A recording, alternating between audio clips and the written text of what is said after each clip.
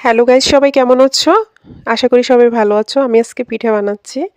আমাকে হেল্প করতেছে আমার মা। আর পিঠাটাও বানানো হচ্ছে আমার একটা ভাই খেতে চেয়েছে। তার জন্য বানায়ে নিয়ে যাব। ও আমার অনেক ভালো একটা প্রিয় একটা মানুষ। আমার ছোট একটা ভাই। ও খেতে চাইছে। তো পিঠাটা বানানো শুরু করে দিলাম। আর এই পিঠাটার নাম কি জানি না আমি। অনলাইনে দেখে পিঠাটা বানাইছি এই প্রথম। আপনাদের এলাকায় আসলে এটা কি নাম বলে একটু কমেন্ট করে যাবেন।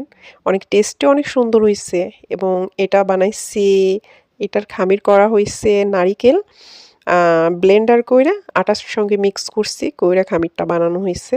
অনেক টেস্টি একটা পিঠা হইছে। তারপর আমরা আরেকটা পিঠা বানাবো। এটা আমরা প্রায় বানাই কারণ এই পিঠাটা অনেক পছন্দের একটা পিঠা। আমার মেয়েরও পছন্দ, আমারও পছন্দ, আমার মায়েরও পছন্দ। পিঠাটা অনেক টেস্টি এইটা। এটা বলি নারকেল কুলি দুধ পিঠা। এই পিঠাটা প্রচণ্ড আমার পছন্দ। আজকে এই পছন্দের পিঠাটা বানায় নিয়ে যাব। অনেকগুলো পিঠা বানানো হয়েছিল এইটা কুলি পিঠাটা, দুধ কুলি পিঠাটা অনেকগুলো বানানো হয়েছিল। আমার মা খামির থেকে রুটি বেলে আমাকে দিতেছে। আমার আম্মু অনেক কষ্ট করছে সেই দিন পিঠা বানানোর দিনে কারণ আমরা সকাল থেকে বানাইতেছিলাম।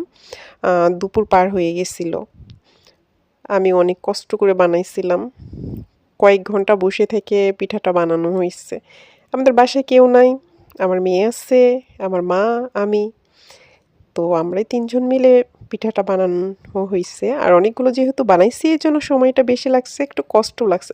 কষ্ট লাগুক, তবুও তো আমার একটা প্রিয় একটা ভালো একটা মানুষকে খাওয়াইতে পারবো, এটাই আসলে আনন্দ। আ আর আমি তাকে অনেক ভালোবাসি। সে আমার নিজের ভাইয়ের চেয়েতেও অনেক প্রিয় একটা মানুষ আমার। অনেক ভালোবাসার একটা